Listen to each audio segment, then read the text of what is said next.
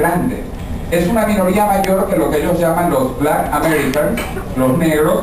Hay más latinos, más hispanos que negros en Estados Unidos. La minoría más grande y la de mayor crecimiento son los latinos. Y por eso no podemos olvidar a Estados Unidos. Es el segundo país de habla hispana del mundo. Y toda la gente tiene vínculos con América Latina. Entonces tenemos que aprovechar, en vez de desaprovechar esta oportunidad con el país más rico del mundo, piélago mundial. Tenemos diferentes grupos de islas. Las islas ricas, las potencias ricas, Estados Unidos, Japón y la Unión Europea. Las potencias pobres, Chukwu, India y Rusia. Y las potencias en potencia, Latinoamérica y los tigres asiáticos, que nos va más o menos bien, aunque a veces nos cueste creerlo, y a los que nos va mal, el Medio Oriente y África subsahariana. Estas son las regiones en las que esto también está cambiando demográficamente. Yo no sé si pueden ver este cuadro, pero si no, no importa, compran el libro ahora. Y este cuadro muestra la evolución demográfica del mundo desde el año 40.000 a.C., cuando en la Tierra solo vivían 3 millones de habitantes, de los cuales Ecuador tenía 0, porque no estaba poblado todavía. Hacia finales del siglo XXII, 2170, estabilizando las poblaciones de los países. Y Ecuador se estima que va a tener entre 20 y máximo 25 millones de habitantes. Pero no todos los países están creciendo. Hay países que están decreciendo, como el caso de Japón. Japón va a pasar de 127 millones a 108. Va a perder 20 millones. Alemania va a pasar de 81 millones a 62 millones. España va a pasar de 39 millones a 32 millones. Es un buen caso, porque los españoles hoy en día no tienen hijos. La mitad de los niños que nacen hoy en España son ecuatorianos en realidad, hijos de ecuatorianos. Es gracias a Ecuador que la población de España no va a desaparecer. Entonces estamos viendo movimientos migratorios en muchos países del mundo, qué interesante. Bueno, vámonos aquí al presente. ¿Cuál es la situación del presente? Generalmente se habla de lo... pero hoy sabemos que eso no es suficiente y que en realidad el principal desafío es el desafío educativo y que la educación debe de estar en el centro del desarrollo y cada vez más y más, porque la economía del futuro es la economía del conocimiento y sin educación no hay conocimiento.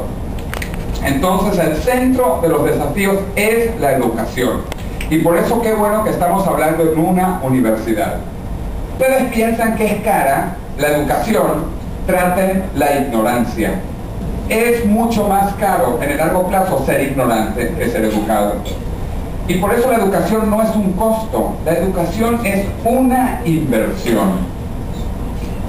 Y fíjense algo, a ustedes le pueden robar cualquier cosa, les pueden robar el teléfono celular, les pueden robar la cartera con la tarjeta de crédito Mastercard, si tienen, le pueden robar hasta la novia o el novio, pero lo que nunca le van a robar es la educación. Y por eso es que la educación es tan importante, siempre la vamos a llevar por nosotros a donde sea. Después entonces de los 3 desafíos tradicionales y el nuevo de la educación viene un desafío más reciente que es el ecológico, que tiene que ver obviamente con el medio ambiente y la calidad de vida. Para terminar el círculo tenemos 2 integraciones, la acción global o globalización.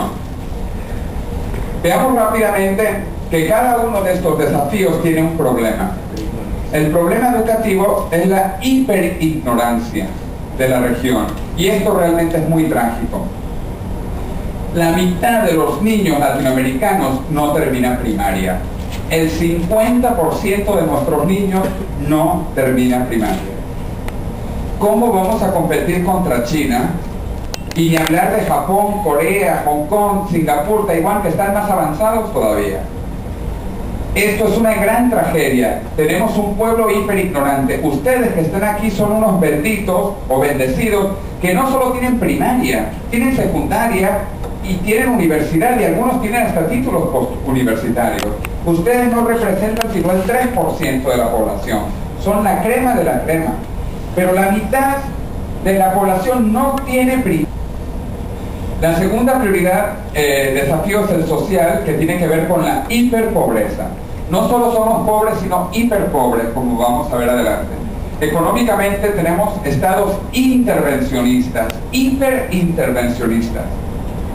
Y les gusta intervenir en todos nuestros estados. Aquí los estados son los dueños del petróleo, son los dueños de las telecomunicaciones, son los dueños de las minas, son los dueños de muchísimas cosas. ¿Y cómo le vamos a dar qué es educar al pueblo? ¿Cómo le vamos a dar al estado el petróleo, por ejemplo, cuando la mitad de los niños no termina primaria? Tenemos que refocalizar el Estado. El Estado solo si hace sus funciones básicas, si acaso, entonces podrá hacer alguna otra cosa. Pero la prioridad debe ser enfocarse en educación y educación primaria. Políticamente tenemos hipercorrupción, ecológicamente tenemos hiperindiferencia. Veamos rápido un paradigma. Hace 30 años, cuando yo era un niño, yo me acuerdo que le decía a mi mamá que yo no quería nada japonés, que los sacapuntas japoneses, los juguetes japoneses eran todos piratas, todos malos. Después de una semana se estropeaban. Los que son mayores aquí también se acordarán de eso. Japón era un ejemplo de mala calidad de productos piratas. Bueno, hoy en día yo tengo un carro japonés, un Toyota, uso una computadora japonesa, Sony Vaio, porque ya está la sede de la Universidad de las Naciones Unidas en Tokio. Pero vean de verdad lo fascinante. Antes Japón era un país malo, de baratijas, y hoy es un ejemplo de calidad. Si nos vamos más atrás, al siglo XIX, Japón fue uno de los últimos países feudales del mundo. Japón en el siglo XIX, lo único que exportaba eran japoneses. Y japoneses muertos de hambre. No eran japoneses ricos, no eran científicos, banqueros, y de muchos otros japoneses que vinieron a Latinoamérica. ¿Y por qué venían aquí? Porque Latinoamérica era rica relativamente y Asia, Japón, era pobre. Otra comparación interesante es el tamaño de Japón con Ecuador. ¿Cuál es el tamaño relativo? ¿Son parecidos? ¿Son distintos? ¿Cuál es más grande? Japón y Ecuador son relativamente del mismo tamaño.